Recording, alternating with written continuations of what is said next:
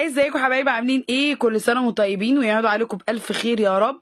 رمضان خلاص على الابواب، وطبعا الطعميه البيتي تبقى احلى واحلى في رمضان.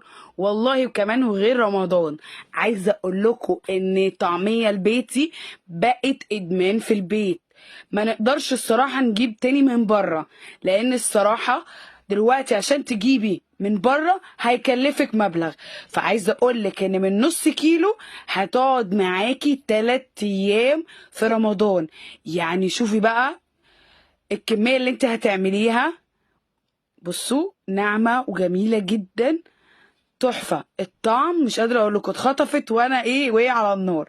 يلا نشوف بينا عملناها ازاي. ما تنسوناش في اللايك والشير والسبسكرايب عشان يوصلك كل جديد اول باول. قرمشه وطعم وريحه، مفيش بعد كده. اول حاجه كده صلوا على النبي، اللهم صل وسلم وبارك على سيدنا محمد.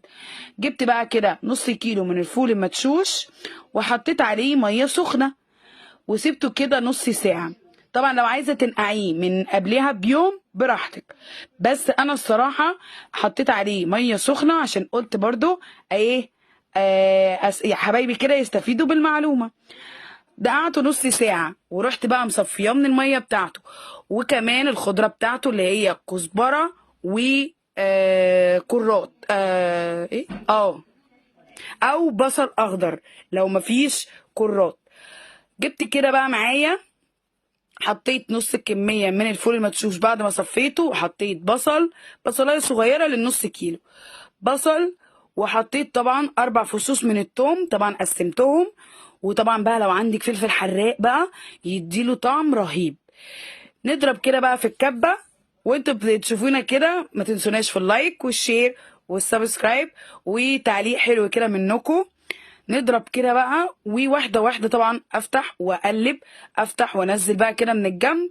وبحط بالظبط معلقه او معلقتين من الميه عشان ما تبقاش ناعمه قوي. خدوا بالكم الميه بتفك الطعميه، فلازم تبقى قوامها لا خشن قوي ولا ناعم قوي. بصوا بقى نعومتها تجنن.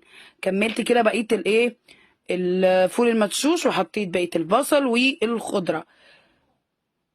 بقطع كده الخضره، وحطيت بالظبط شقشاق من الميه وضربت، كملت ضرب. اللهم صل وسلم وبارك على سيدنا محمد وعلى اله واصحابه اجمعين. يا رب يعود عليكم بالف خير يا رب، لا فاقدين ولا مفقودين باذن الله. ضربت كده كويس جدا، وبقيت كل شويه افتح انزل في الجوانب. ورحت بقى حطيت على بعضه كده الاتنين، ورحت ضربتهم مع بعض عشان بقى يتجانسوا مع بعض، ويبقى بقى كلهم كده قوام واحد، وكلهم مع بعض طبقه واحده. كان محتاج الصراحه شقشاق من الميه، وحطيت ورحت بقى ضربتها ضربه كمان. ما تضربيش كتير لان الطعميه مش عايزه ضرب كتير.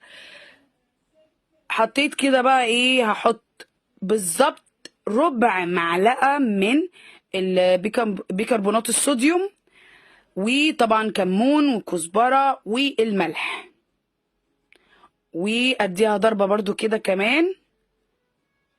نسيت بس الملح. واديها ضربه كمان بس عشان التوابل بس تتجانس مع العجينه. وبعد كده خلاص بقى جهزت معايا، اقدر بقى احطها يا في اكياس يا في علب. تيجوا بينا بقى نعمل بيها على النار كده. بصوا لونها يجنن، تحفه.